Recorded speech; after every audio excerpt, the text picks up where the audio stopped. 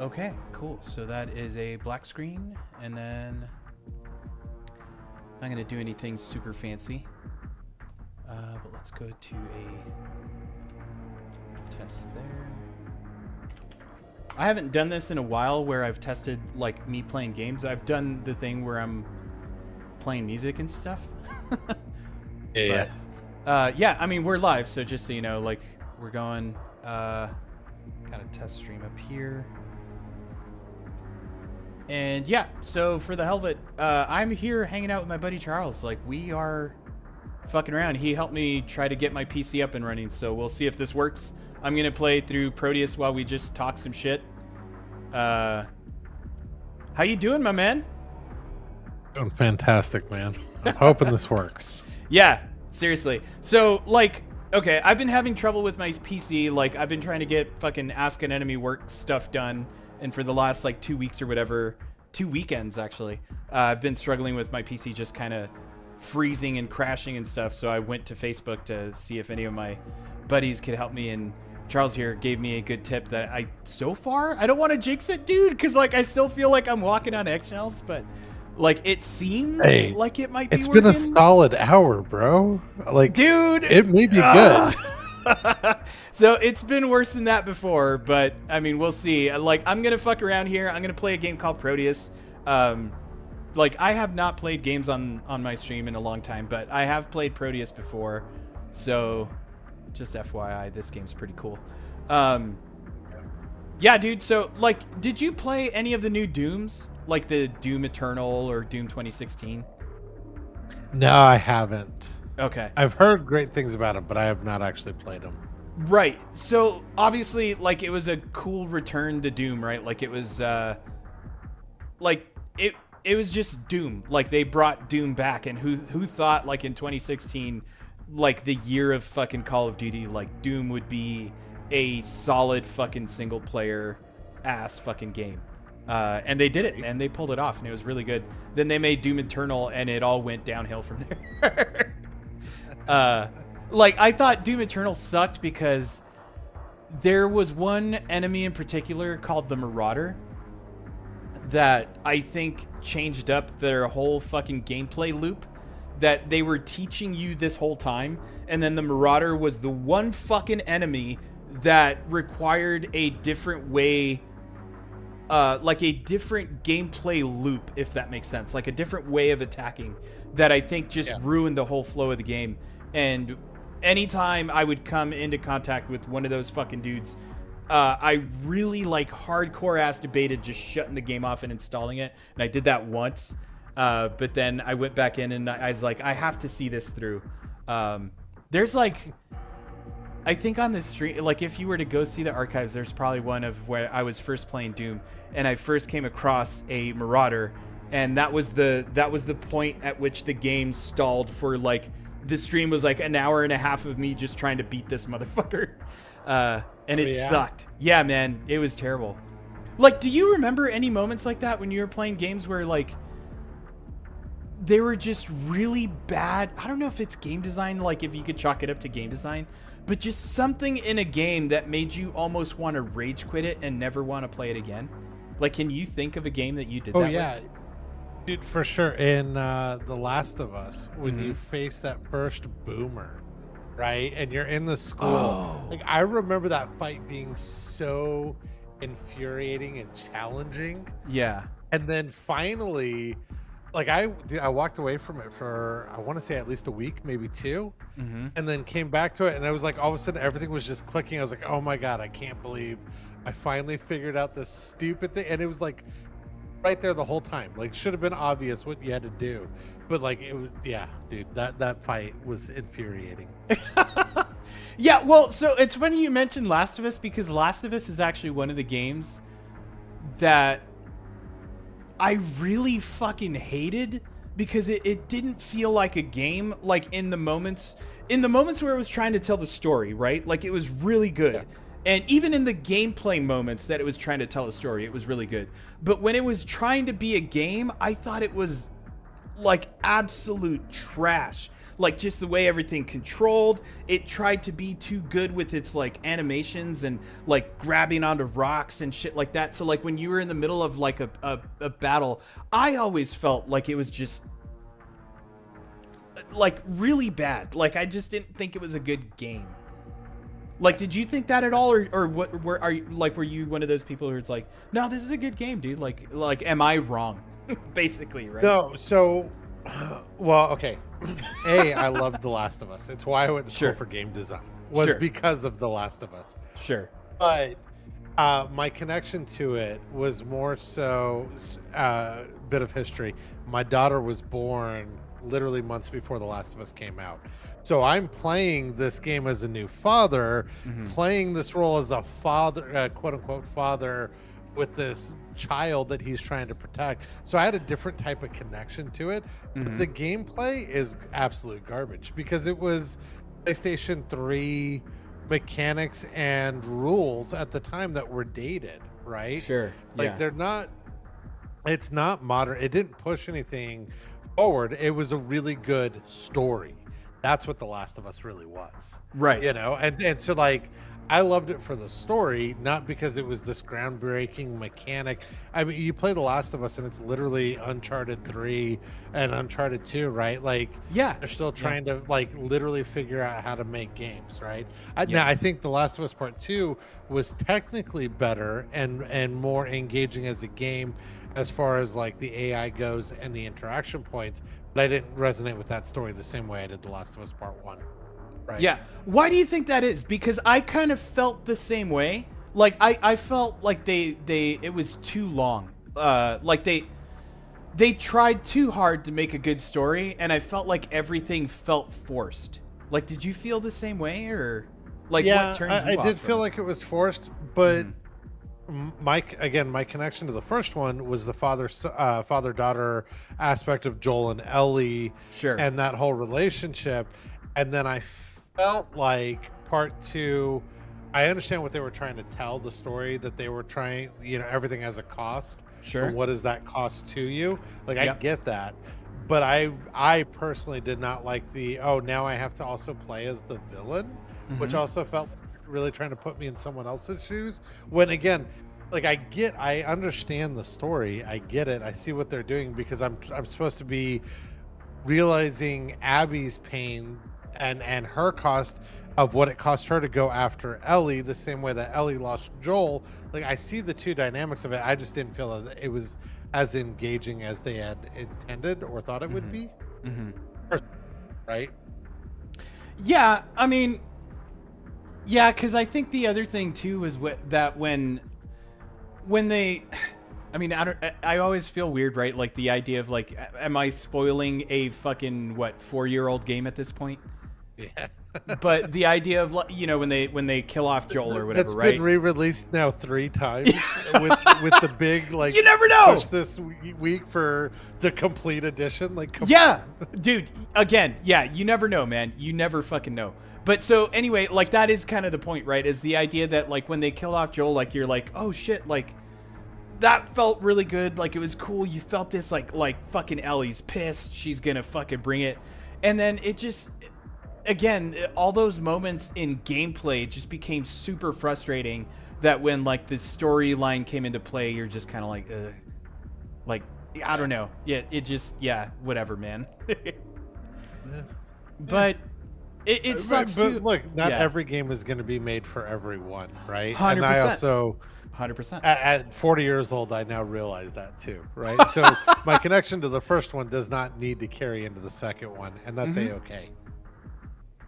Right. Yeah, and I would even argue it's like, it's not even so much that, it's just the idea of like, just the game itself, right? Like everyone's going to have their way of, again, Doom is the same thing for me. It's like, I know there are people out there who disagree about, you know, the Marauder or whatever, but at the same time, I know there are people out there that I've talked to who the second I bring up the Marauders, they fucking do the same thing. It's like, that was the worst thing in the game. And like with Doom Dark Ages coming out, like I'm still gonna fucking play it, and the only benefit this time is that it's part of Game Pass, so like I don't have to spend another fucking $70 on a game that I'm gonna end up being pissed off at for sure. You know, like I know I'm gonna be mad. Yeah, There's gonna be something in that game that fucking pisses me off, but I actually like their like at least like like when they interview like Marty and all those dudes, the dudes who are working on it, like they talk about how this is gonna be like back to Doom, like the original Doom, in the sense of like everything's gonna be on the horizontal kind of axis where you're attacking stuff, as opposed to like you really kind of having to aim around. So a lot of apparently a lot of the attacks are gonna be more more direct, as opposed to them just kind of being like distant, like weapons of stuff or whatever. Yeah, so you're not like sniping guys across the map. It's all on the same field as you. Yeah, and it's gonna be more about like a strafing idea, as opposed to like jumping up and keeping your aim on a guy, which is kind of like what Doom Eternal did, because the first Doom, you didn't have a dash, and that was like a big thing, right? Because your movement, your mobility is not, you're not as agile, I guess, right? But Doom Eternal introduced the fucking dash and all sorts of other crap, like the flamethrower that you had on your shoulder. Which, if I remember correctly, the flamethrower gave you armor. The melee attacks, like the what do you call those? The death moves that they would do. Like glory the kills. Yes, the glory kills. The glory kills. Yeah. Yes, they would give you health. The flamethrower would give you armor, and then the chainsaw would give you like a mix of all of them. I think, like all your weapons, like ammo and stuff. So like you really did, especially in the expansion pack stuff, you really had to fully understand your arsenal so that you didn't get your ass handed to you. And even like on like the relatively easy modes, you would still die a lot, because it was just like bullets flying everywhere and your aim had to be like perfect. And if you're not playing on keyboard and mouse, that kind of became really hard. But at the same time, like even keyboard and mouse was like, you weren't very accurate, because it was just such like what's the name? It's like Twitch aiming, like you had to be really perfect with how you're aiming or whatever. But yeah, to go on that fucking tangent just to talk about Proteus, like that's kind of the idea, is like Proteus goes back to that old school Doom. So like I'll just jump into a match. I don't know if you're actually watching the stream or if you can see anything, but no, I got it pulled up on Facebook. Okay, so at least for the sake of like the stream, Zuck's getting something off me. I know, right?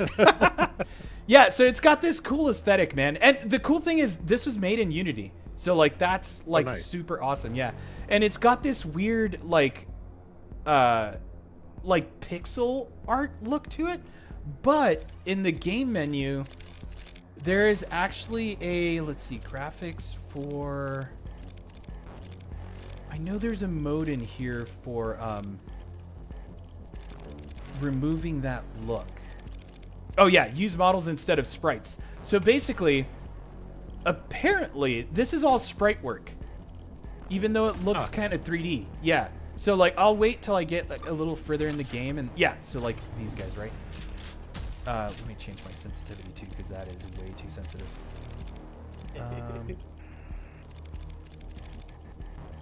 Yeah, sensitivity, let's bring that down to about 8.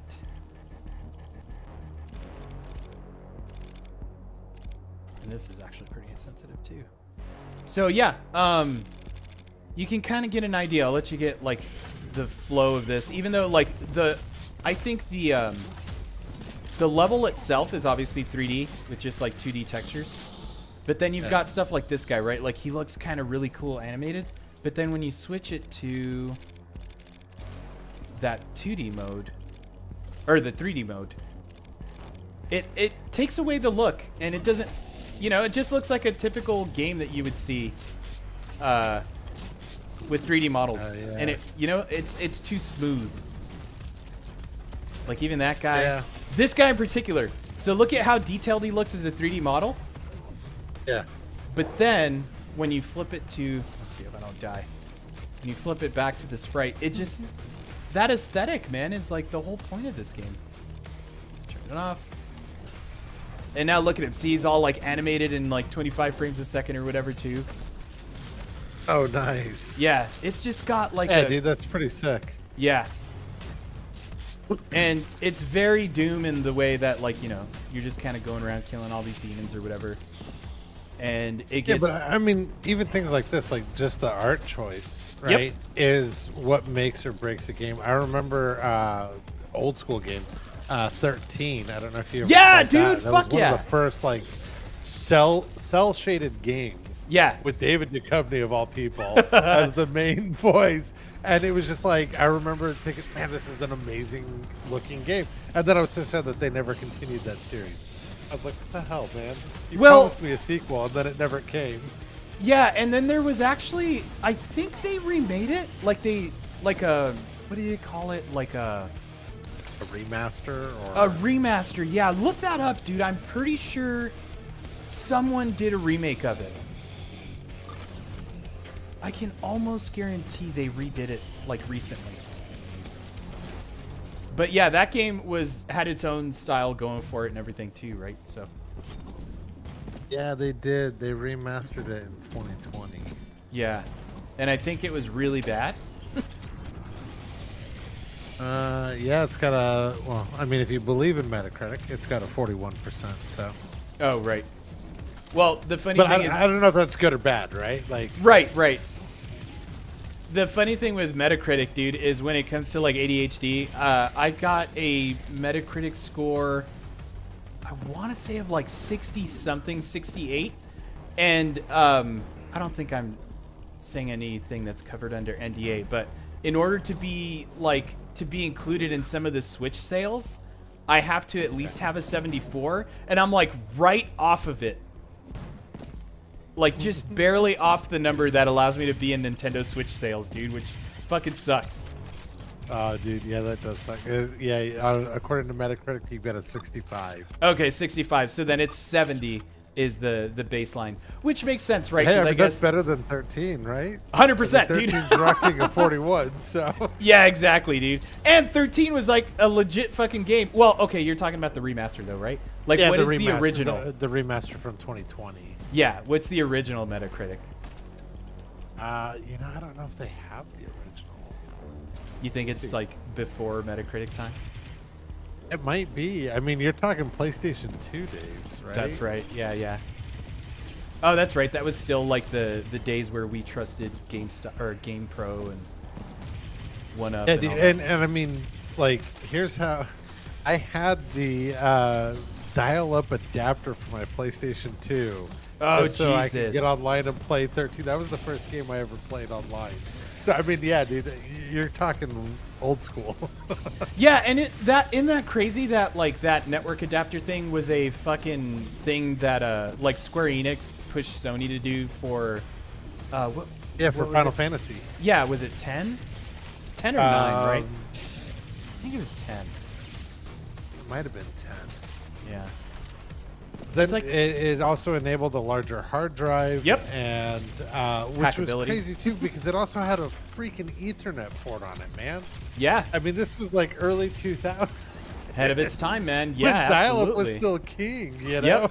Yep. So if you had that thing, like that's what I'm saying. At that point, that was the thing that like nowadays, we have like the PSVR 2, which is the same price as the PlayStation 5 itself, right? And like back in the Yeah. day, that alone, that network adapter was probably the same price as a PlayStation 2. Oh, for sure. Yeah, so Eh. it looks like the original 13 came out in 2003, October 9th, 2003. And for whatever it's worth, on good old games, it's got a 4.1 out of 5, which is pretty respectable if you ask me. Okay, the remaster does? No, the original. Oh. The score on good old games is 4.1 out of 5. Right. Oh, hey, Numa. Sorry, I just saw your chat. I didn't realize. I'm just chatting here with my buddy Charles. I didn't realize the chat was going. Numa says the game looks spectacular. I'm not even exaggerating. I don't know if you're talking about this or ADHD. If you're still there, by the way. Yeah, and I mean, 13 was. I remember it being pretty cool. I don't remember playing too much of it because I think that was around the time. I think I've told you this before that like when I started my band, I was like, it was between the PS2 like kind of Dreamcast days. Yeah. But then out of nowhere, I don't know if you ever met Micah. I played with him in Airplanes Are Better, and he was selling his Dreamcast at the time, and it was such a good deal, dude. It was like $50, and for then, like, that was still a lot of money back then, right?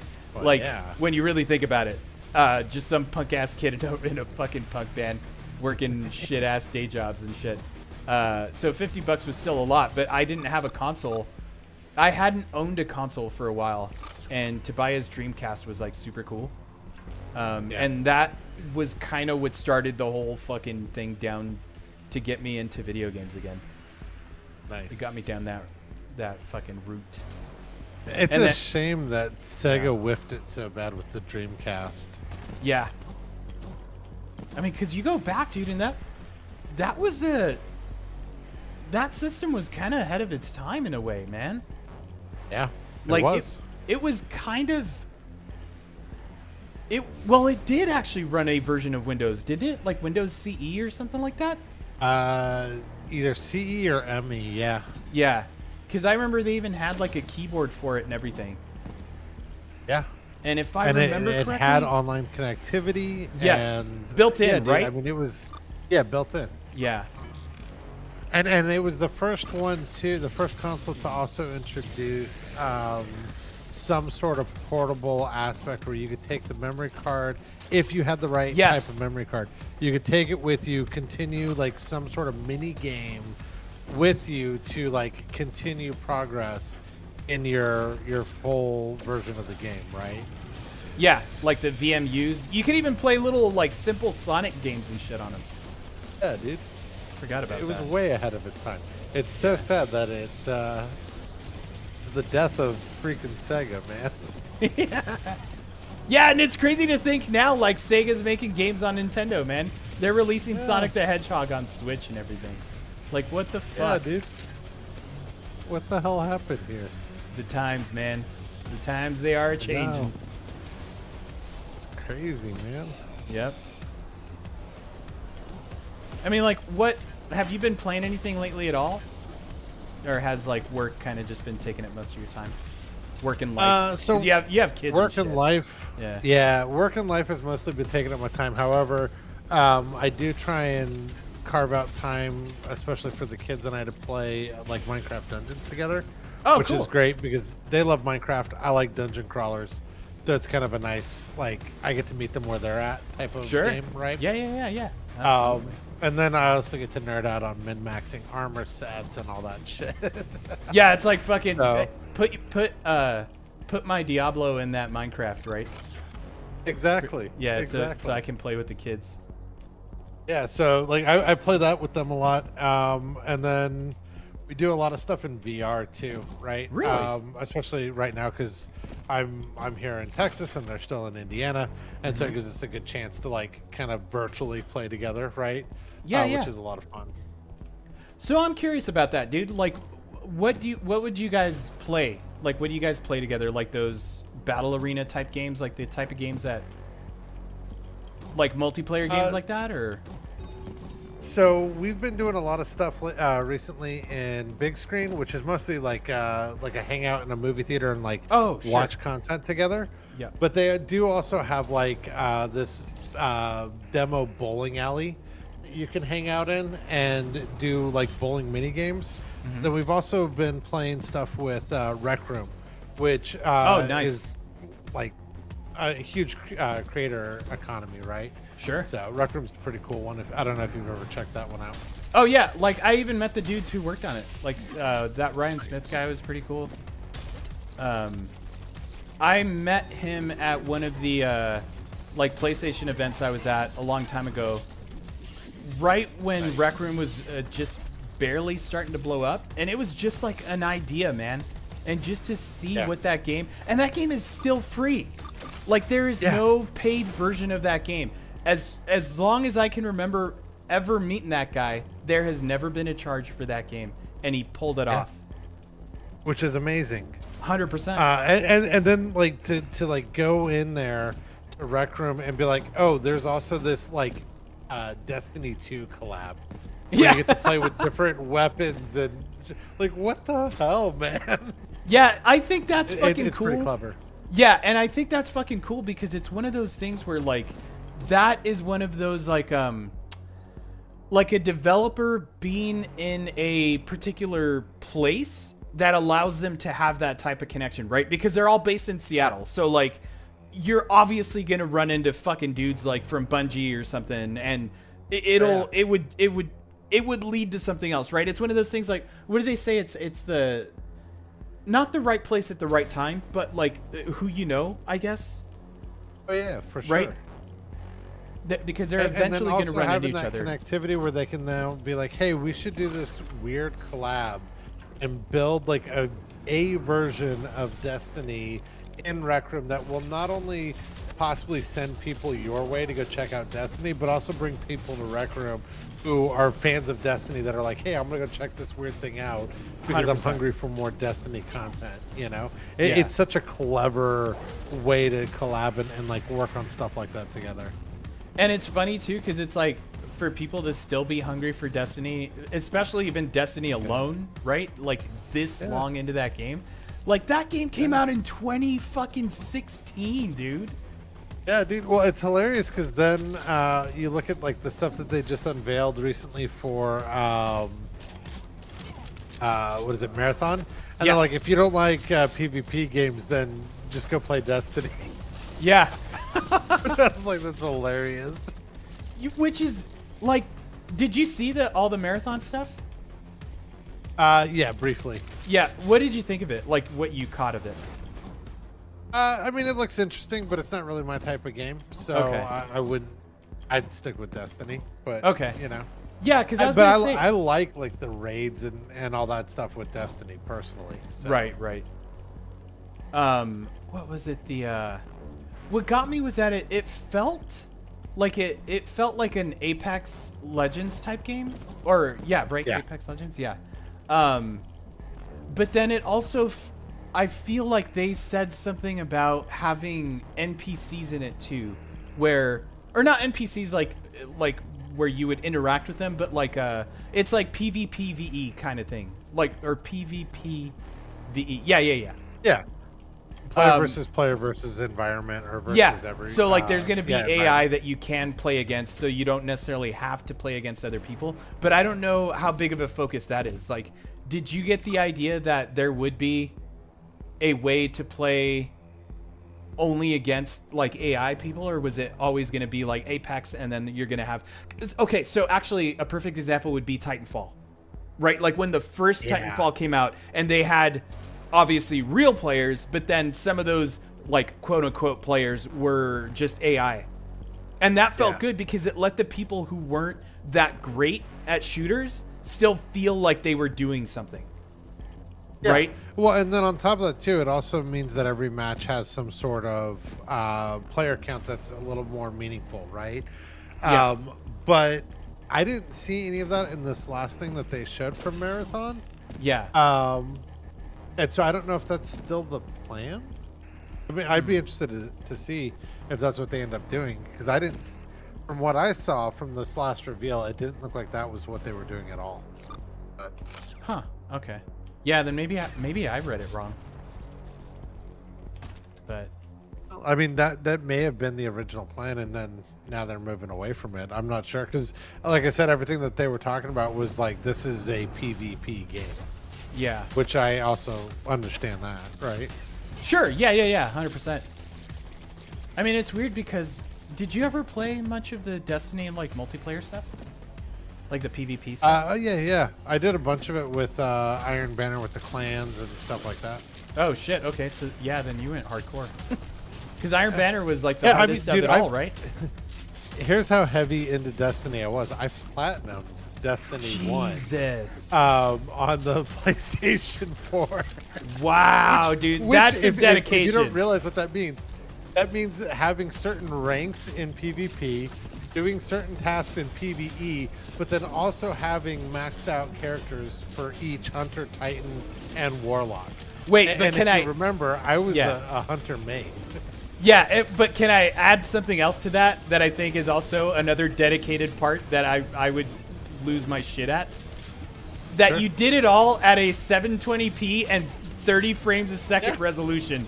You know what I mean? Like, because like once they brought that 60 frames a second thing to like the Xbox and like consoles, where it was primarily mostly on the PC, like that for me was a game changer alone, dude. Oh, Like for just sure. to get the game With to the run that controller, much dude. better. Not, Yeah, not, yeah. Not mouse and keyboard. With the controller. 100%, dude. Yeah, so like, fuck, man, that is some dedication. It's one of the few platinums I have on PlayStation that I'm extremely proud of. And then at the same time, it's like when they did it for Destiny 2, I was like, I'm not doing that again. I platinumed this thing once. I'm not doing it again. Right. Well, you know what's crazy is you say that too, and it's like you got the platinum like a trophy on the PlayStation, whatever. Where I don't know if they did that with the I'm pretty sure they didn't do it with the original Destiny, where they would do the physical stuff. Where like, you know, if you would get triumphs, you could order a shirt with like your not your guild, fucking nerd. Your what was it called? Your clan. Yeah, your clan. Yeah. On the sleeve. So the reason I bring that up is because Kel and I got into Destiny 2 for a good amount of time. Like we played it pretty religiously, but not in the sense of like how probably you did with like your clans and your friends and doing that kind of shit, right? Like we just played it. And somehow we pulled off one of those triumphs where I was able to order a shirt, and I got like the gray shirt with like the Ask an Enemy logo on the side. And I was like, this is really fucking cool, but it felt weird that I was able to get it, and it felt like it didn't feel as rewarding, right? Because like it wasn't like if you guys did that fucking raid in like 6 hours or something like that, like a world's first or something. Yes, yeah, it was just like, oh, I accomplished it, and I still had to pay for the shirt. It wasn't like I got it for free, right? It was just that you did it to unlock access to buy the shirt, which is cool in and of itself, but at the same time, it's still like it didn't feel rewarding, you know? Yeah. No, I never ordered any of the merch. I never bought any of that. The only thing that like almost had me, the only two things I should say, the only two things. One was the limited edition Ghost that they had released that was like a collector's edition of Destiny. I was like, I almost bought that so I would have that 3D ghost that would talk to you. But then the other thing that they released that I really wanted to buy was the Nerf version of the Galahorn. Oh yeah. That, but I didn't end up doing it. So I actually don't own any Destiny merch, even though I've dumped thousands of hours into both of those games, including the original alpha that was released on PlayStation 4 like a billion years ago, you know? Right. Yeah. 100%. That's crazy, man. Was that the Galahorn, the one that they had like at Think Geek? Yeah.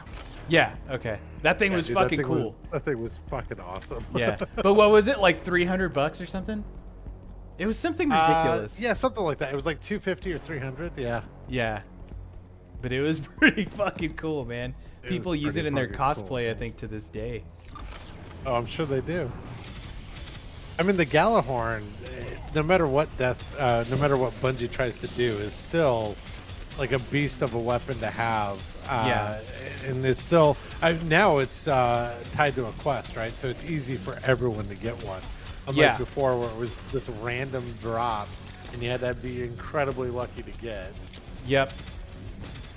Dude, I think there's an archive of the stream too when I played it with you guys, where like Kel played it with us to the last part, but then we couldn't do it, and I think you got like 4 of your buddies to get in with us for that particular one, and I got it from that in that Destiny, right? Because that was the original Destiny.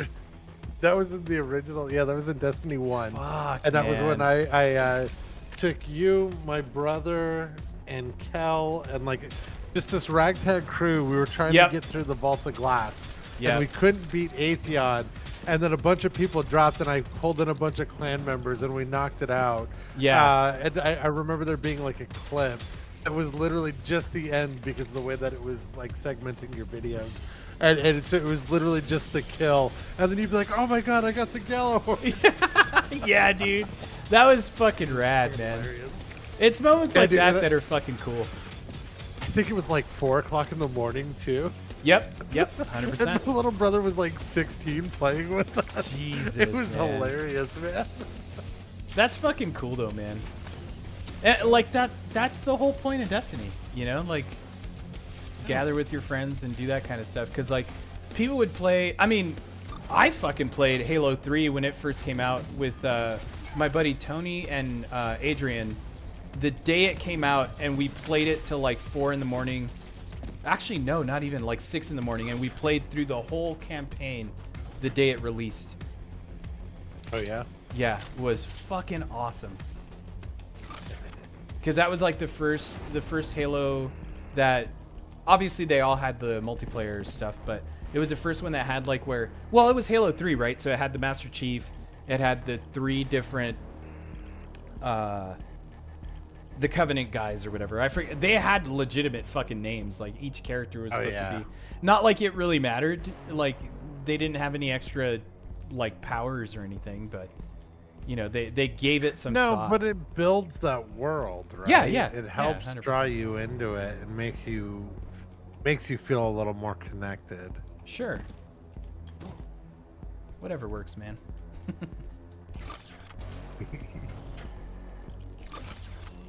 But yeah, like, man, this game's pretty cool. I like it a lot. This has made it onto my list of like my favorite type of shooters because like it's just straight up fucking chaos, but it looks cool. It feels good. And I've been playing it forever, and I know there's a dash mechanic, but I haven't unlocked it yet. Like I'm always saying how every game has to have a dash mechanic. And yeah, I was hoping this game had one, and I found it in one of the power-up level things, but I haven't unlocked it yet, and I don't know how. Yeah. Huh.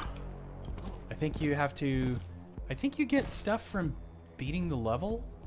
Like, it's weird. I play this game super mindlessly, but I know there's, like, stuff... It even has, like, the hidden things that other Doom games have, where, like, you could go... Like, you end up just doing this thing where you're just walking against the wall the whole time, hitting E to see if you open a hidden door. Like, there's... It's not like it's obvious that there's a hidden door. That's how fucking random Doom was, like the original one. You just kind of smashed yourself into the walls. Interesting. Yeah. But look at this shit. Like, what the fuck is even going on?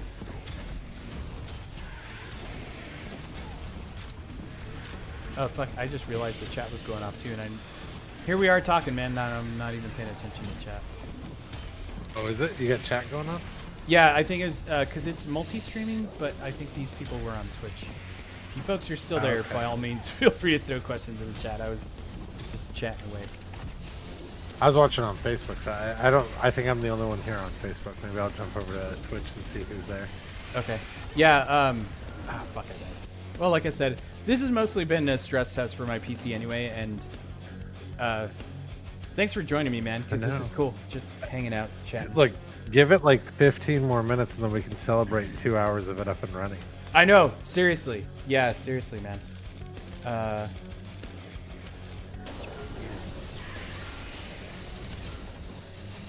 So what is it you're running right now then? You said you do you have a straight up Threadripper, or is it like a Threadripper is still a thing, right? Threadripper is AMD. I've got a Ryzen 9 7950 X3D, which is supposed to be like the best of productivity and gaming because of the X3D cache.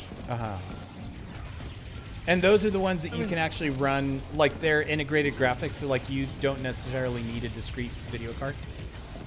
I mean, yeah, they do have integrated graphics, but it's not much to write home about. Sure. Yeah. I wouldn't expect it to, but it is the idea where like, if you really wanted to, you could run it off of the... Oh yeah. Well, and it makes it easy for like troubleshooting and shit like that too. Yeah. Yeah, right, because then you can disconnect your GPU and it's like, oh, where's my GPU? Exactly. Get out of here. I made it past the level. What is going on here on? There we go. Watch live. Okay, yeah. So yeah, I had gotten a chat from Numa Animations that said, "Hey JC, it's me, Numa, the guy who met you on Discord the other day from Code Monkeys. This game looks very spectacular. I'm not even exaggerating." Hey, dude, I was just talking about Double Jump, and I just got the notification. Double Jump is available for purchase. Oh, nice.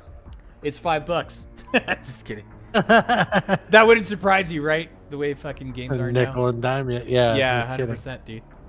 Oh, so one of the things I wanted to get your opinion on this, because I haven't talked to anyone necessarily about this, but it's the idea of, so first and foremost, how do you feel about NFTs in video games? Maybe even to a certain extent cryptocurrency, but just NFTs. Like, what are your thoughts on that just generally? I mean, until we figure out a way that I can like pay. So, okay, there's a couple of places that I think have it right, right? And a great example of this is I can go on, I don't remember the name of the platform now, but I can go onto their platform and I can buy an avatar that I can then import into, let's say, like VR chat or whatever, and use that as my avatar there. Like, that's really the direction NFTs need to go in some sort of way, because then if I can take my product and I can use it across multiple games, and that's my avatar to represent myself in, let's go back to this, right? We were talking about big screen, we were talking about Playroom. Like, if I could use that avatar in all of those and VR chat, then that's cool. Now I've got extra value, and I think that has meaning to people, right? Right. But only being able to use certain models in, let's say, just VR chat. Like, now it's like, okay, what's the difference between you selling me this NFT and VR chat directly selling me the NFT? It's just somebody else who's stopping me from being able to use this everywhere, right?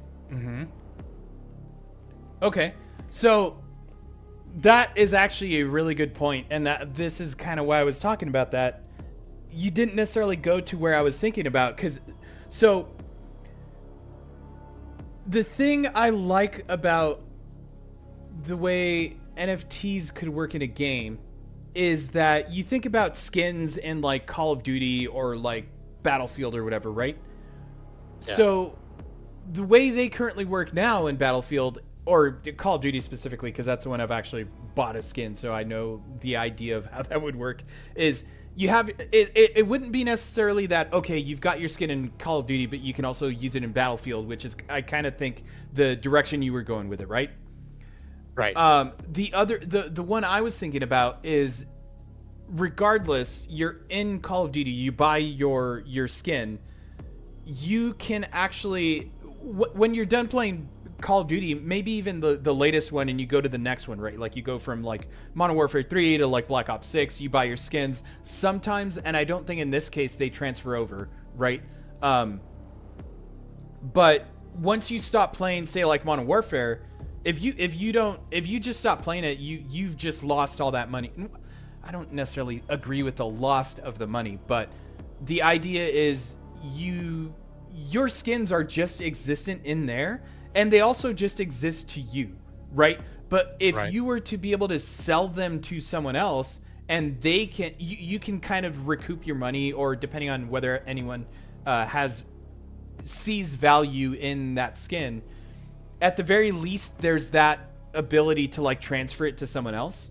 And that's where I thought the idea of NFTs would be cool, because then it's like you could buy your skins, but there's value to them. Like, you actually own them, and there's, I guess to a certain extent, they would have to be unique, right? It's not just that you have a minted version of this skin, because then at that point, like, what's that matter? Like, the other person would have to agree that the mint matters. Yeah, I think the mint would need to matter. But then you're also looking at something kind of along the lines of like the CSGO casinos that were huge for a while, right? Where people were like reselling skins and stuff like that. And so it's like, I don't know. That's why I think a model where like I could take that NFT and use it across multiple platforms would be more appealing to a wider audience, right? But I definitely think if it's something. So I was telling you earlier how like my brother's friends all reach out to me for help, and one of the guys was like, "Hey, like I don't know why," and I'm not really good with troubleshooting software the same way I helped you with your hardware issue, right? Sure. But he was like, "I can't get Fortnite to come up and play, and it keeps giving me this error." And he's like, "I know it sounds dumb because it's Fortnite." And he's like, "But dude, I've dropped all this money into skins," and I'm like, "No, like I get it. You paid for a product." And you want to be able to have access to it. Yeah. Right? Yeah. But that's the end of it, right? Like it ends with Fortnite. If Fortnite shuts down tomorrow, all that money he dumped into it is now gone, right? It's kind of like with 100%. Destiny, right? Like I told you, 100%. I was obsessed with Destiny. I had like special edition PlayStation armor sets that I bought from the Eververse store, and like skins that don't matter, but I can't do anything with those but use them in Destiny, right? Right. Yeah. 100%.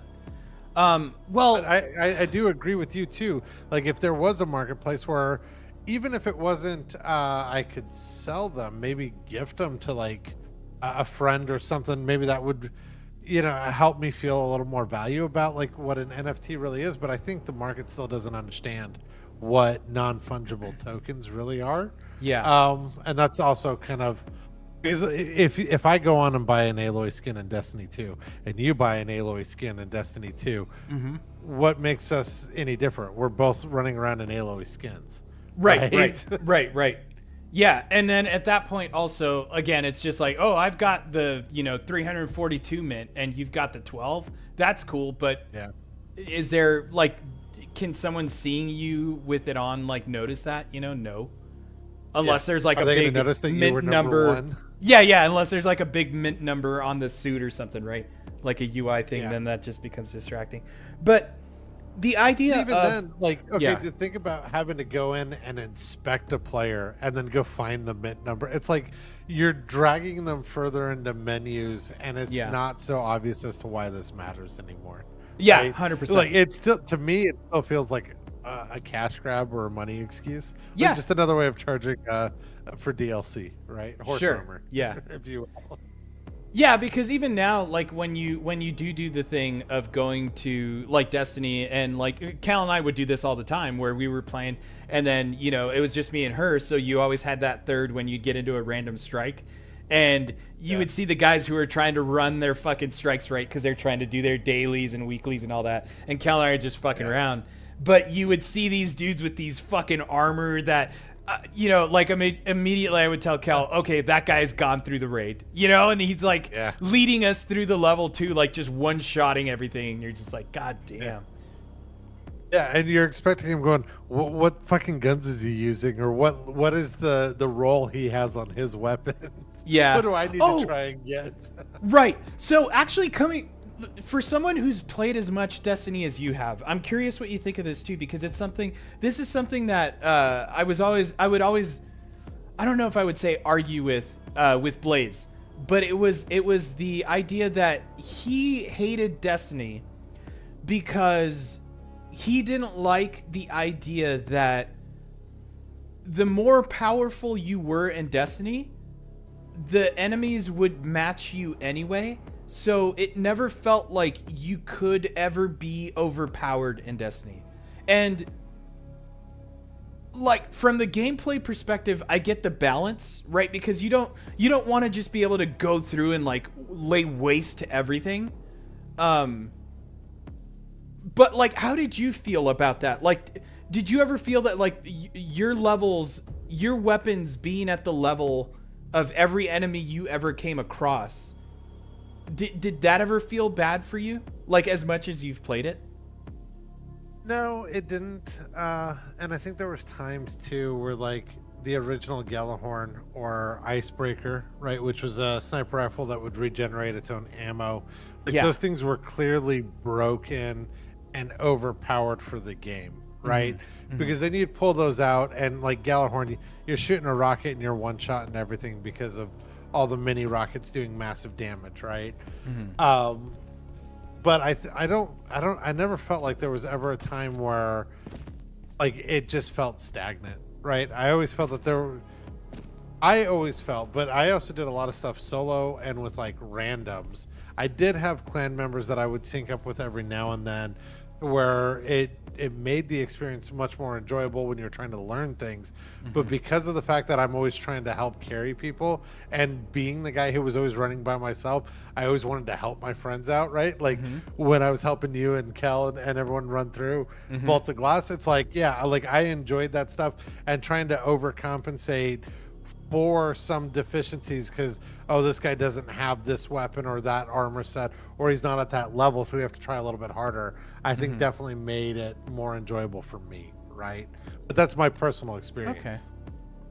Yeah. I mean, it was crazy because that's when we started playing a lot of what was that fucking game? Outriders? Did you ever play Outriders? No, I don't think I did.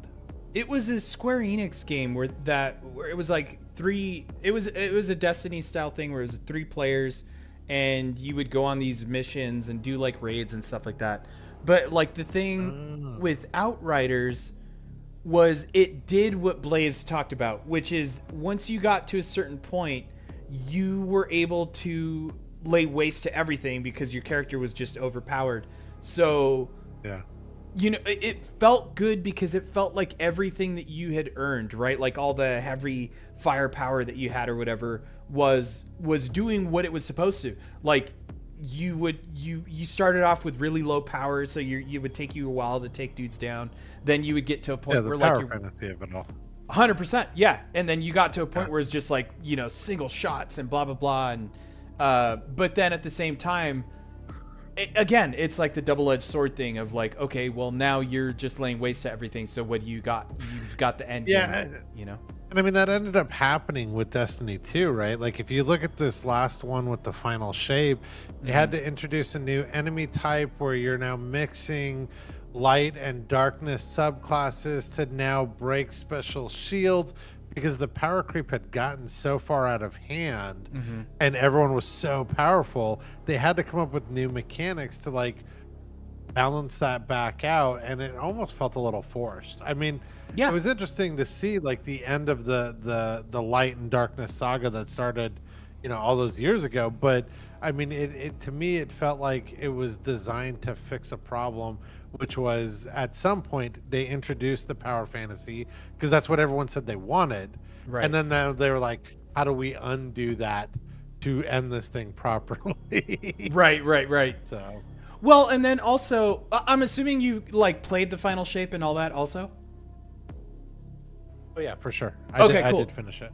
Okay, because I was wondering if I can almost guarantee that they introduced that thing of having a certain amount of lives now.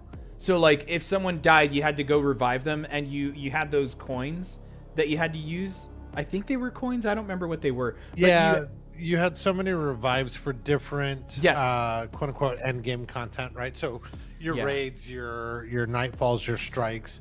You so like you would have 2 lives essentially, right? Yeah. And if you died both times and we couldn't finish the mission or hit a checkpoint to force a revive, then it would end and we would fail, right? Yeah, right. Darkness would consume you or whatever. Yeah, you got to stick with the lore, man. Yeah. That was. Look, I'm no Blythe or anything, but yeah. Yeah, that was one of those things that really turned Kel off, and then it turned me off too, because I was like, well, now it's making it harder than it needs to be, and we're like, Kel and I aren't enjoying playing it anymore, so that's kind of what Wayne does. You go back to like D1, right? And all of the lore was in grimoire cards that you had to read in another application that weren't even in the game, and it's like, what the hell is all this, guys? What are you doing? Super dumb, dude. Super dumb. Yeah, it was hilarious. Yeah, but okay. But hey, now, big monument, dude. It's been 2 hours since we made some adjustments and booted your computer. Hell yeah! And you're still going. Yeah, so. Awesome. And now I've got one last conundrum. Then I've got to decide between a dash boost or a double jump. That's always a fucking killer, man. because that's what I'm always telling people that a game needs to have. It needs to have a dash, and it needs to have a double jump. Both of those. But I have to choose between one or the other. Which is funny though, because you didn't put a double jump into ADHD, so. Yeah, but I did get a dash, so that was There's a kind of the dash thing. in Is there. if you can't do both, you at all least have to do one. I give you half credit. Yeah. Although the next game, we'll see. I got Yeah, we'll dash for this. see. Huh? Yeah. No, I will put both of those motherfuckers in. Yeah, No, I don't have. Damn The it. next game, like, what are you? How far along are you into that? Are you still like design concepts, or are you prototyping? Prototyping, Or- yeah. I've got something You that's comfortable playable. to say? Not yet. I will very soon though. But yeah, it's definitely in the playable state, like where like prototype, which is straight up white boxing, so no art. I do have a name, which I don't want to reveal just yet. But yeah, like I've got the concept, but just like ADHD was, it's kind of like the idea where I had the base idea for a long time, but it wasn't until I started to let people play it where I was like, okay, let me try this. You know what I mean? Like, Yeah. because you never know how people are going to play your game. And it sounds so basic, right? But it's just, there is so much truth in it. You never know how someone's going to play your game until they play it.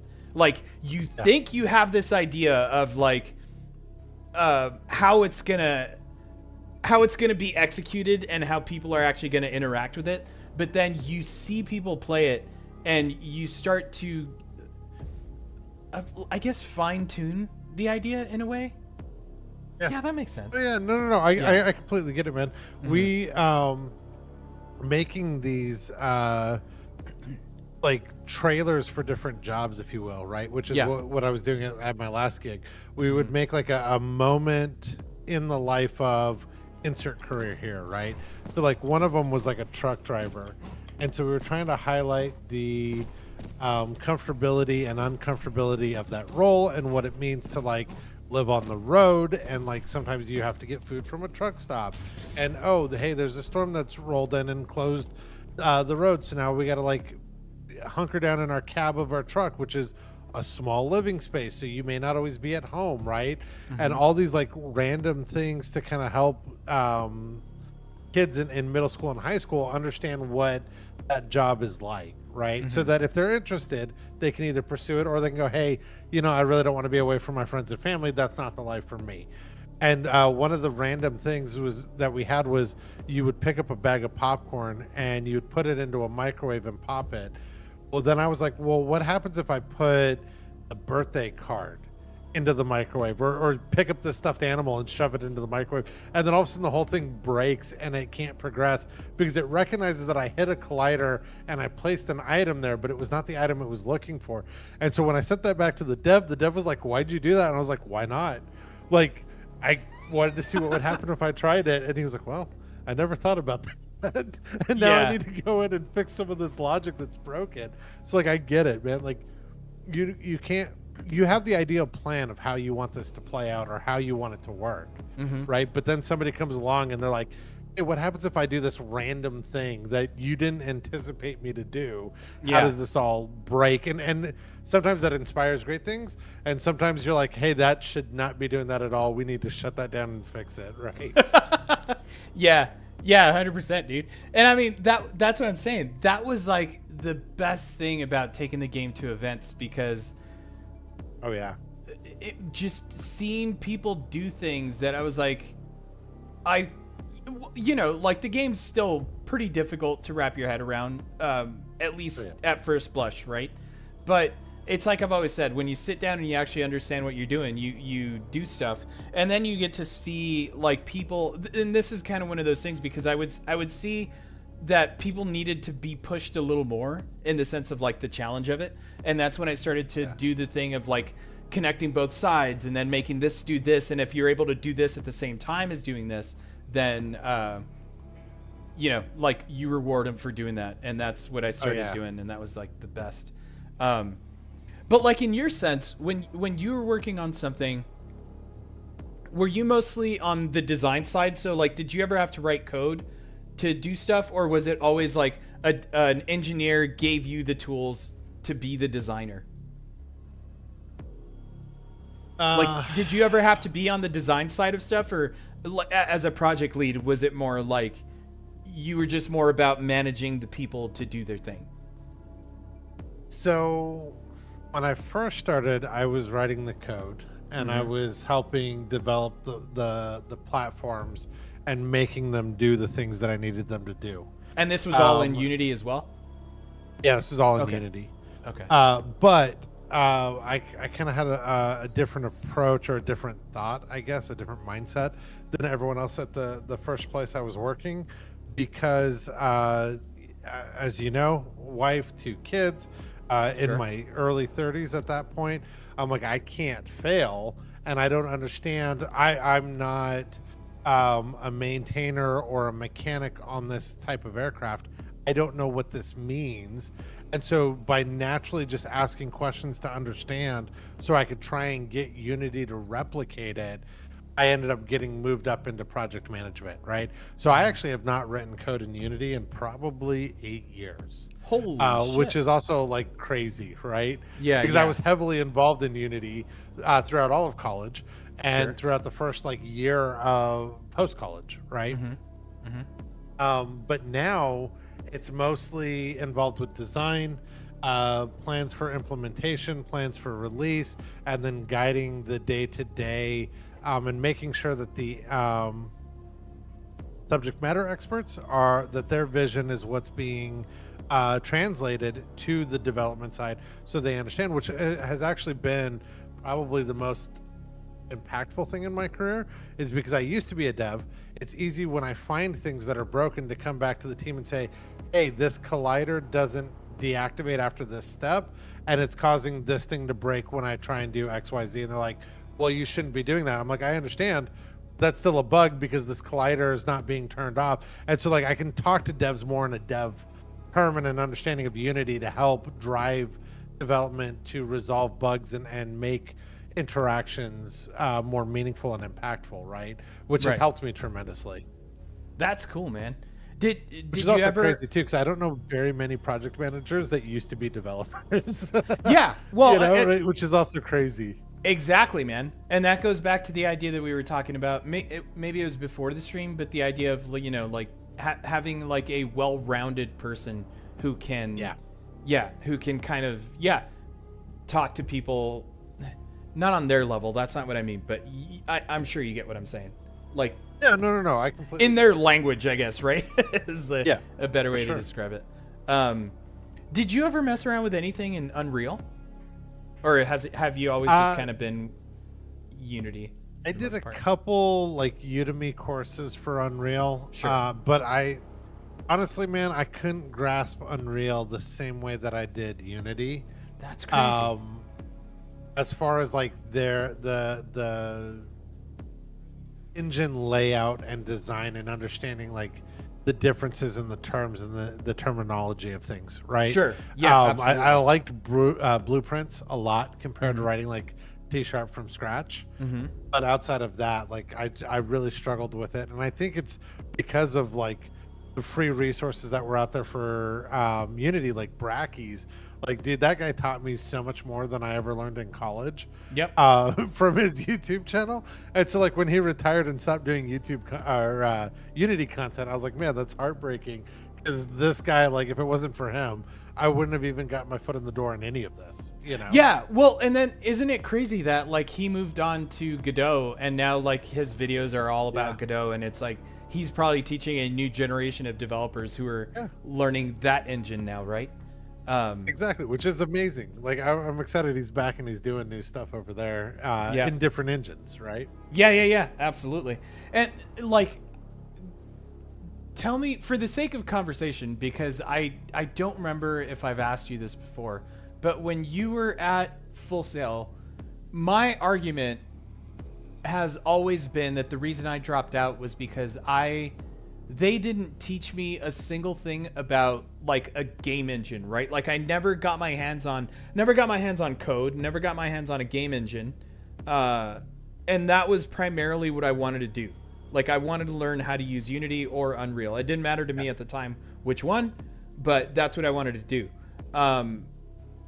And granted, So- like I always caveat by saying that it was because I did remote classes, but I don't think that's an excuse.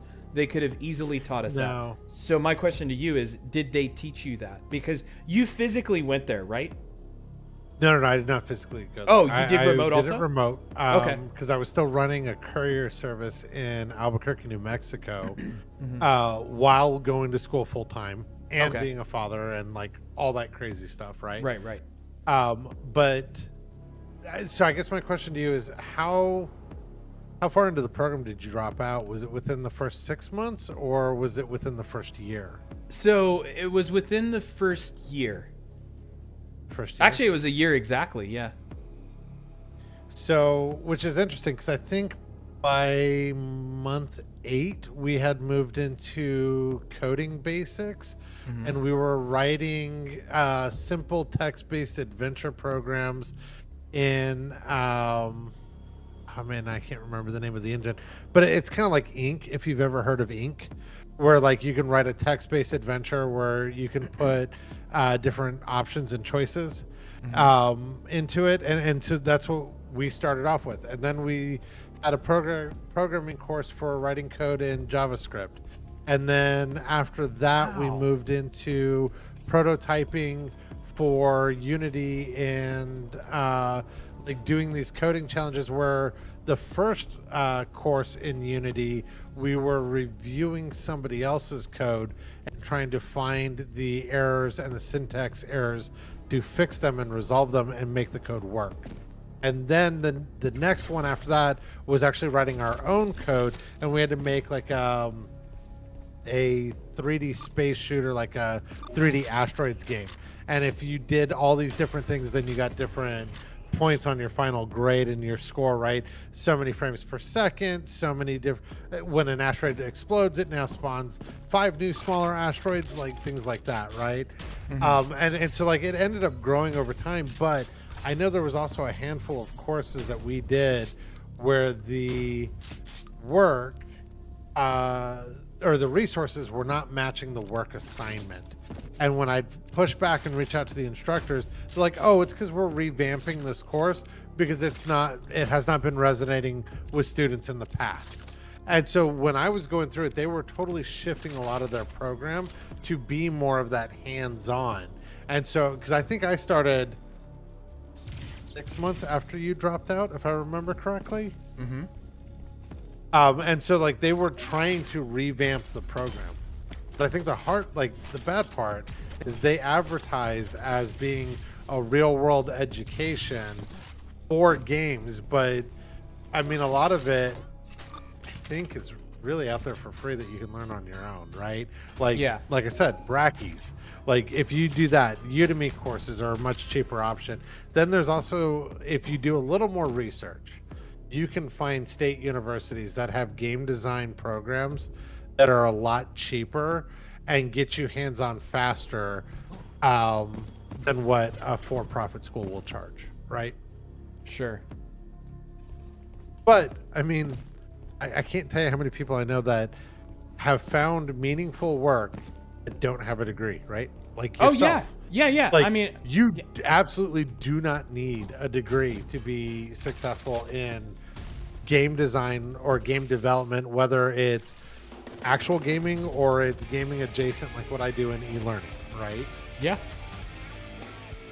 yeah, absolutely. I mean, yes, man. some employers may require that, or they may require a bunch of experience to offset that. But yeah, I mean, there's definitely options where you don't have to go to school. No, absolutely. And that's why, like, whenever I would go out to PAX and do all that stuff and talk to people, and that was my thing that I would always want to talk to them about. Is Games, like, not you don't excuses. exactly. You don't need to do that. You just unless I would hate to tell people not to do it, but it was the idea of like, at least give it a shot and see if you're learning something, then stick with it. But if you're not, Yeah. then, you know, like what it's just going to give you is the structure of someone kind of like being on you about completing tasks or whatever, right? And if you're not good at Yeah. motivating And yourself. some people need that structure and that rigidity to get through it, right? Yeah, 100%. That is crazy, man. Yeah. I mean, if I was to advise anyone today, I would definitely have them look at other options rather than going to certain universities, right? Sure. But I mean, if you tell me, I also had a friend who came to me and was like, "Hey, my dad was in the military, and his GI Bill's about to expire, and if I don't pick a school soon, then I'm going to lose this opportunity." And it's like, yeah, if that's what you think is the best for you, then by all means go for it, right? But it's not necessarily the only way to get into this type of industry and making things in Unity for a living, right? Or Unreal or any game engine for that matter. Right. Whoa. I didn't know this game had a fucking level editor. I've been playing it so long, and this is crazy, dude, because these guys made this game in Unity, and they created a level editor in Unity in their own project. Nice.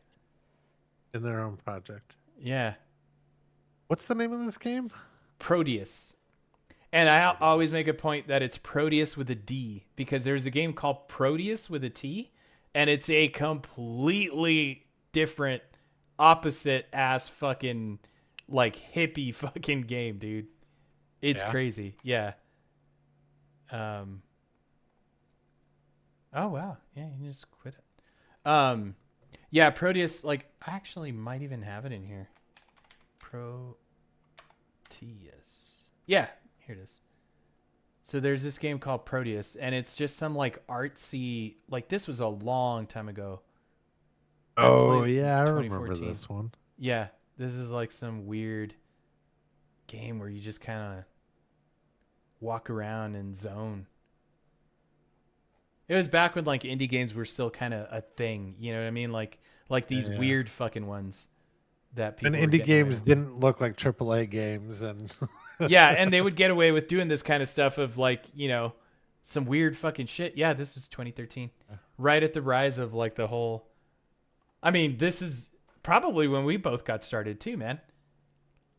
Because 2013 was 2013 was the first E3 I ever went to, and that's when I got started. Because that's when I met Nick Sutner, who became my account manager, and then started working on the PSP fucking version of ADHD that never got released, or not PSP, PS Vita, the Vita. Yes, Vita. Yep. Yeah, but dude, I mean, playing that with the touchpad on the back of the PS Vita, oh yeah, probably would have been garbage if we're honest. I mean, dude, and look, I'm somebody who loves my Vita. I think the Vita was an amazing handheld console. Yeah, but not having those dual triggers. Yep, 100%, super killer, man. Any game that was like, yeah, your L2 and R2 is now the back touchpad on the Vita, I was like, I'm already not interested in continuing this process. Right. Did you ever play Devil Daggers? No, I didn't. Devil Daggers is one of the very first games. Again, another one of these games that just kind of blew up for the developer. Like, this was one dude, and he just created this, like, this always sounds like a slight, like it's but it's not meant in that way, but it's I don't mean it disrespectfully. Yeah, it's a very simple game in a way, but it's obviously not, you know, like it's let's see. Let's jump in. It's been a while since I've played this, but yeah, dude, 2013 would have been when I started exploring, but I think it was early 2014 when I started college, right? Let's see. Why is this? I think 2013 was when I bought my first Unity book. But that's just it, man. Like, my stepdad reminded me. I completely forgot about this. I want to say 1998. I made my first Space Invaders clone in like strictly writing code. We didn't have a game engine because like public, like freeware game engines were not available. Like there was no Unity or Unreal that was open to the public, right? Like those were all closed off to the industry. And so we wrote, like my stepdad and I wrote a basic engine in C that would take these 2D sprites and basically we made a clone of Space Invaders.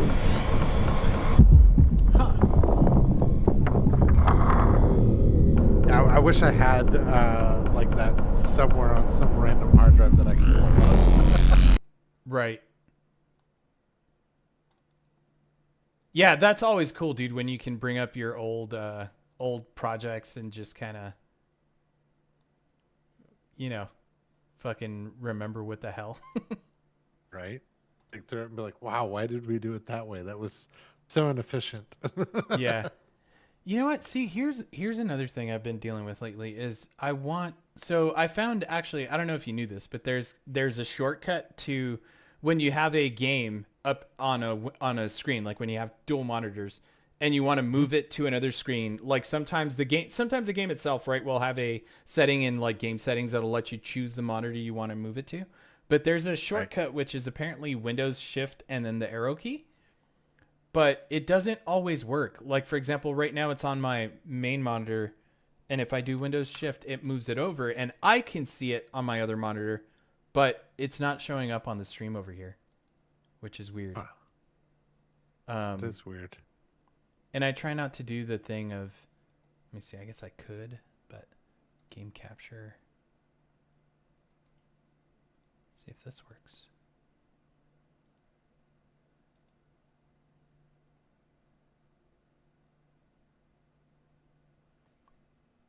There it is.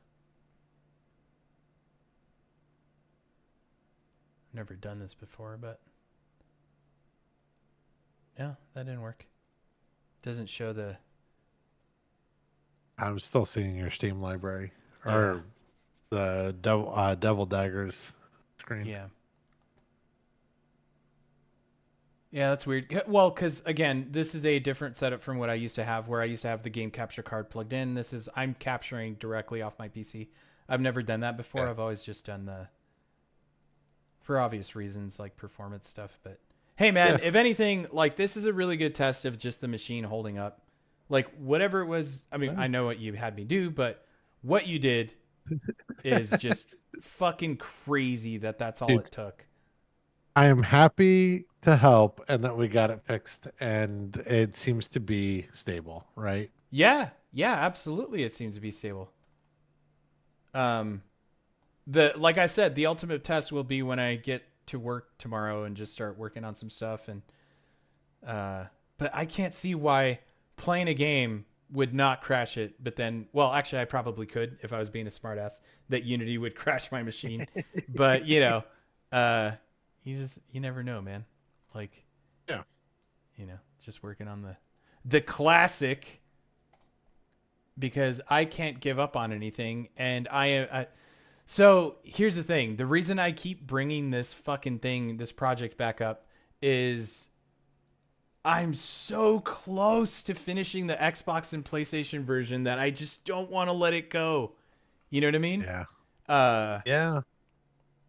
I had already written a blog about it and just been like, I'm done. It's over, guys. I give up on the PlayStation version. But I'm just like, there's two things left, and it's just authentication and leaderboards. And they're all done through Unity now. So, like, it's just getting those two things to work on console. And I just even if, like, nobody buys it, just the you put it out on PlayStation, you'll get at least one sale. I know, because right? I've been waiting to own it on PlayStation. Yeah. Even though I already have it on PC and on Switch, I will buy it a third time. Right. No, dude, fucking, you know, mad props and thanks if you do, because that'll be my fucking goal to get it. Like, just so Charles can buy it. Like, if he can do it, let's do it, man. I'm happy with that. Yeah. I'm telling you release. I don't own an Xbox, otherwise I would buy it there too, right? Right. But you release it on PlayStation, I will buy it. Awesome. Yeah. No, and that is the goal. It's just like like I said, it's so close, and I've got like the scripts right here. Like, I obviously don't have the PlayStation one, but it should be the same idea. Like, I've got the actual authentications for them all. So it's got PS4, PS5. That's what I'm saying. All this is here. I just need to hook it up. That's it. That's all it would take. Trophies we're working on the PlayStation. I never did achievements on the Xbox, but it can't be much different. This is the point, right? It's like, I don't know, like a month maybe of work if I could get my fucking PC to fucking work. And I could release the Xbox and PlayStation versions of it. And I mean, you're pressing 2.5 hours, so maybe it'll work and you can get it done. We'll see. Seriously. So it's basically just, that's it, man. I mean, and then setting up the stores for each individual one, but I'm also on the Xbox, like close to that. That's not a hard thing to do. But goddamn, man. Like even just the idea of you helping me with that and just hanging out here and chatting with you has been like totally worth it. Like I think I needed this too. Just the idea of like, I need someone to talk to about just stuff, you know? Yeah. All that frustration from getting this fucking thing to work. I know. It's been awesome. And yeah, dude, I'm happy I was online and able to help. Yeah. And it looks like you might be in a better spot. So yeah, man.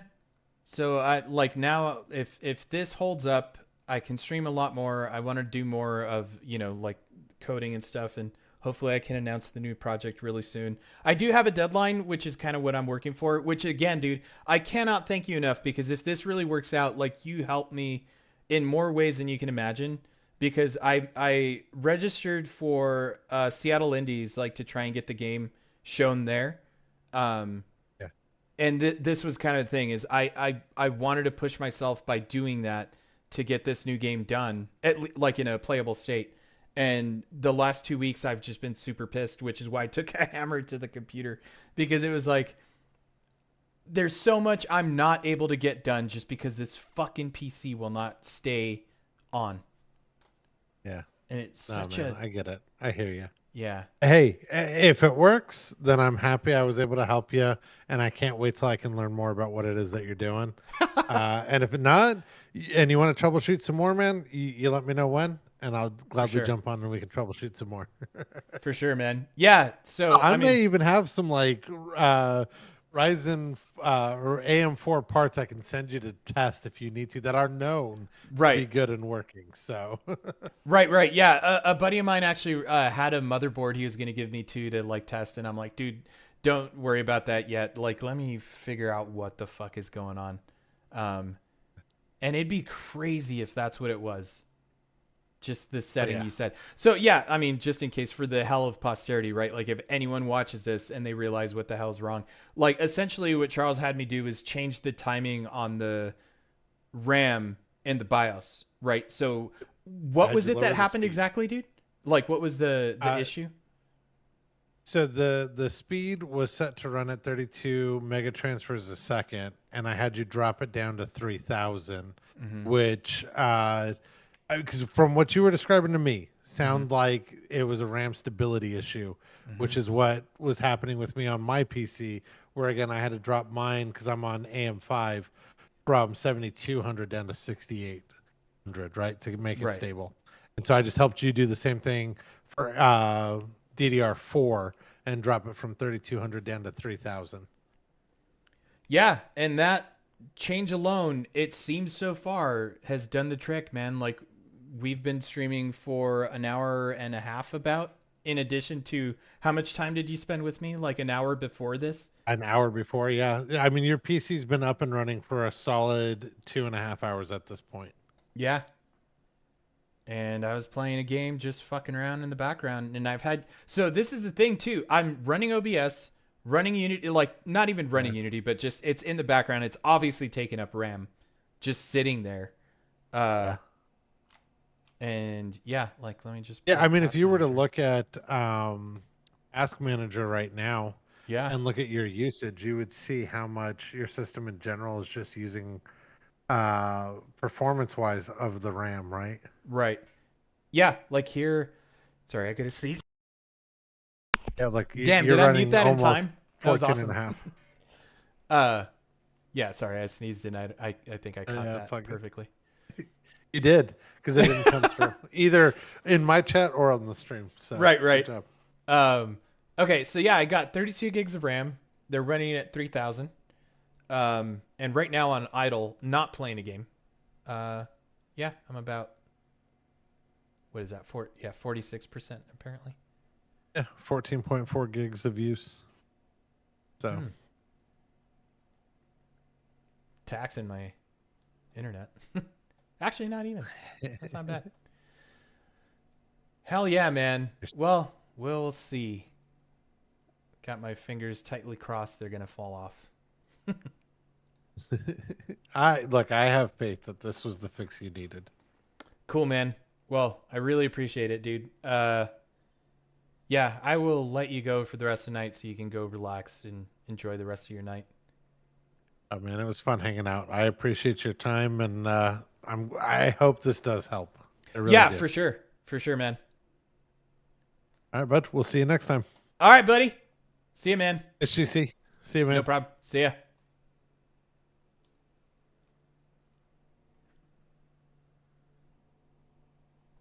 Peace out, folks. Thanks for stopping by.